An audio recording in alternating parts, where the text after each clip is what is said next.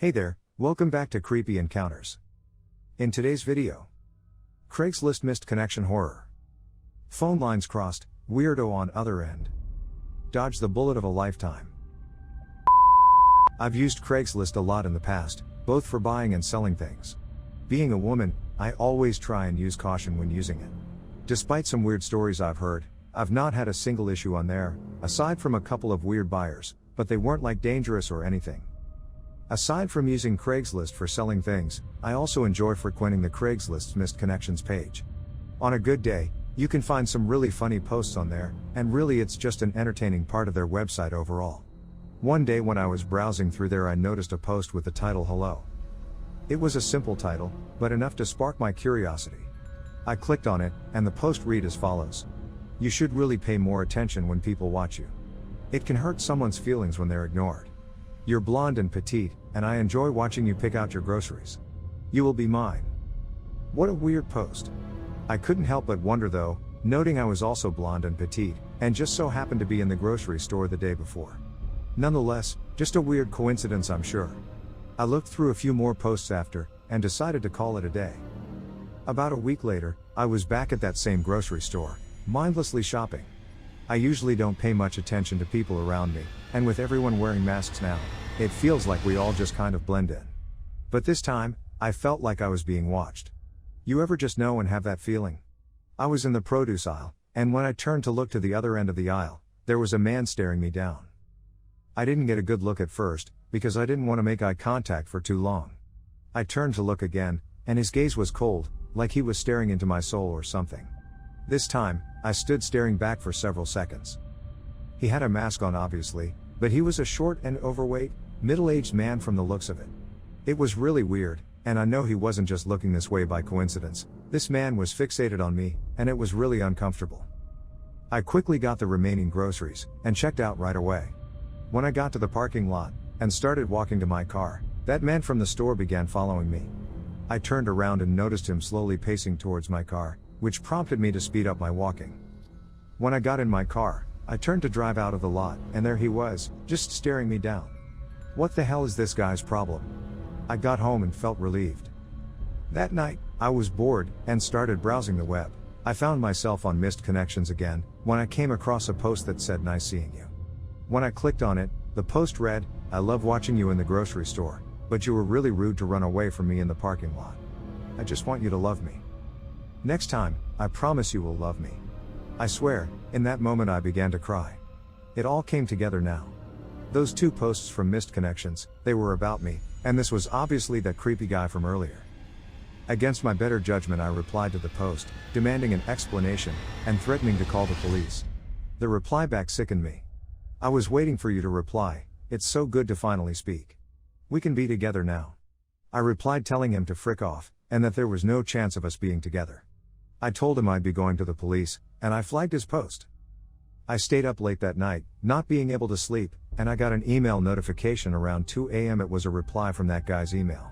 This time, it had an image in it. The image was of me in my kitchen, with the same clothes I have on now. Oh my god, he was outside my house. I dropped my phone, and began crying. I didn't know what to do, I was having an anxiety attack. Just then, I heard a knock at my living room window. I screamed as loud as I've ever screamed in my life. I didn't bother opening those blinds, but I heard him say, "Let me in, we can finally be together." I ran to my upstairs, and locked myself in the bathroom. I called 911 and explained the situation. That's when I heard my window break. I was screaming at this point, crying like I've never cried in my life. I told the operator what was happening, and he told me to stay on the line, the police would be there soon. Just then, I could hear the man on the other end of the door, slamming against it, yelling at me to open up. I thought I was going to be killed. Then, I heard the sound of police sirens. The man at the door stopped, and I heard him running away. The police were there just a few minutes later, but that guy was gone. I gave my report, and explained the Craigslist and grocery store stalking. They said they would do their best to investigate it. The investigation is still ongoing, and I'm in the process of moving to a new place at the moment. I fear every night I'll run into that guy again, and I pray he's caught. If one thing is for certain, I'll never browse Missed Connections again. When I was in about 7th grade, so probably 13, something was going on with our house phone. If you were talking on the phone, you could hear someone else having a conversation on their phone. It usually sounded a little distant. I would talk to my best friend, we'll call her Elsa, for hours on the phone. We first started hearing someone making a groaning noise, like a deep voice going or something. We ignored it at first. Some days it was there, some days it wasn't. After a while, we were like, okay, what the heck is that? Elsa jokingly said, let's call it Jerry. I knew my house phone was crossing lines with other phones for some reason, but I didn't think much of it. I don't know why, stupid young teenager. But after a while the deep groaning voice started talking to us while we'd be on the phone. He would casually join in conversation. We thought it was kind of funny at first. He would respond to the name Jerry, and when we asked how do you know we're calling you Jerry? His response was, because I heard you say let's call it Jerry. I specifically remember telling Jerry we were kids, 13 years old. But still, as more conversations went on, he would ask stuff like what color underwear we were wearing. Elsa would flirt back, but I was extremely uncomfortable with this. He would tell us how big he was, and again, Elsa would flirt back with him. I don't know, I guess she enjoyed the attention. I stopped calling Elsa to have long conversations.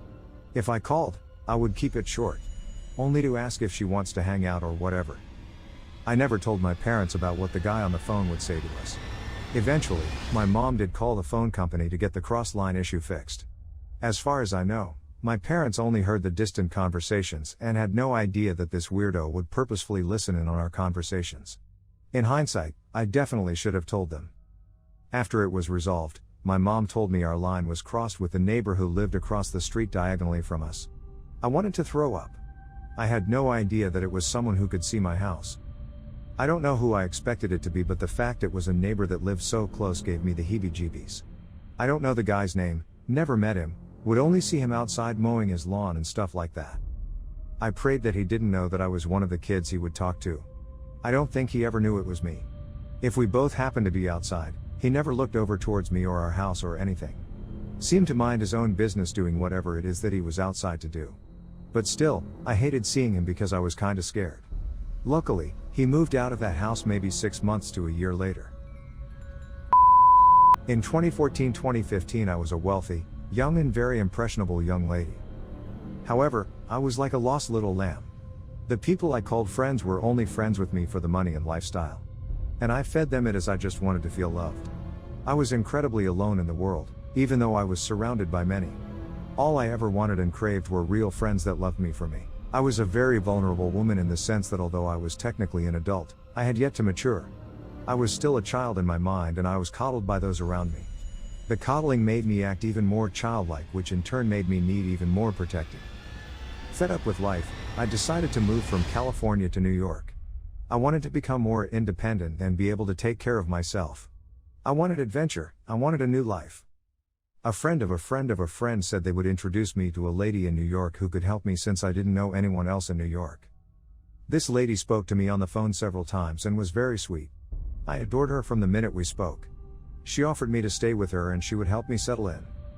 This lady was Allison Mack. Due to some family problems, I didn't end up moving to New York and I stayed in California. Thank God. I have only just recently learned about NXIVM and had no idea about any of it. I didn't know it existed till recently. I also only just found out that the person who introduced us was in fact a member of NXIVM themselves. Safe to say I am very shocked and relieved that I didn't end up in New York with Mac. Apparently reading up on it all now, I would have been a prime target. I feel stupid that it's giving me some anxiety now. I feel completely dramatic. My friends think I'm overthinking it and wanting attention, but I just can't help wondering, what if? I hope you enjoyed the video. Please like and subscribe for more real-life creepy encounters around the world. See you in the next video. Bye.